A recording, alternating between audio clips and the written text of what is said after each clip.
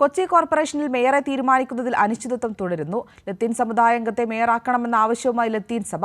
അർഹിക്കുന്ന പങ്കാളിത്തവും നേതൃത്വവും വേണമെന്ന ആവശ്യവുമായി Kerala regional Latin Catholic council രംഗത്ത്.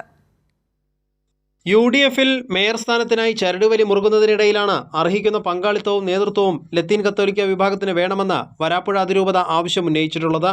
ജയിച്ചവരിൽ കൂടുതൽ ലത്തീൻ സമുദായ അംഗങ്ങളാണെന്നും സഭാ നേതൃത്വം പറയുന്നു.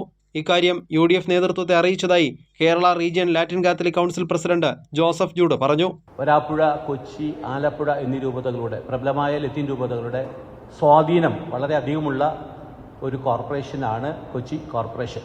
അതിൽ UDFിൽ നിന്നും നല്ലൊരു ശതമാനം, ഏകദേശം 18 പേര്, കൃത്യമായി പറഞ്ഞാൽ 18 പേര് വിജയിച്ചു, 39%.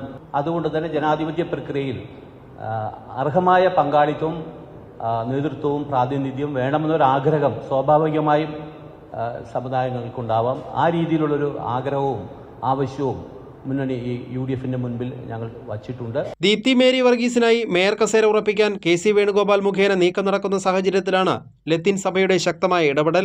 മഹിളാ കോൺഗ്രസ് നേതാവായ VK മിനിമോളയോ ഫോർട്ട് കൊച്ചിയിൽ നിന്നും ജയിച്ച ഷൈനി മാത്യുവിനെയോ മേയർ സ്ഥാനത്തേക്ക് പരിഗണിക്കണം എന്നാണ് ലത്തീൻ സഭയുടെ ആവശ്യം. മേയർ സ്ഥാനമില്ലെങ്കിൽ ഡെപ്യൂട്ടി മേയർ സ്ഥാനമെങ്കിലും വേണമെന്നാണ് ആവശ്യം. അതേസമയം മേയർ ക്രൈസ്തവ വിഭാഗത്തിൽ നിന്നാണെങ്കിൽ ഡെപ്യൂട്ടി മേയർ സ്ഥാനം തങ്ങൾക്ക് ലഭിക്കാനായി ഹൈന്ദവ സമുദായ നേതാക്കളും മുസ്ലിം ലീഗ് നേതാക്കളും ചരടുവലി നടത്തുന്നുണ്ട്. കൊച്ചിയിൽ മുതിർന്ന UDF നേതാക്കൾ ചർച്ച ചെയ്തിട്ടും കാര്യങ്ങൾ തീരുമാനമാകാത്ത സാഹചര്യത്തിൽ KPCCയുടെ മാർഗനിർദ്ദേശത്തിനായി കാത്തിരിക്കുകയാണ് DCC. കൈരളി ന്യൂസ്, കൊച്ചി.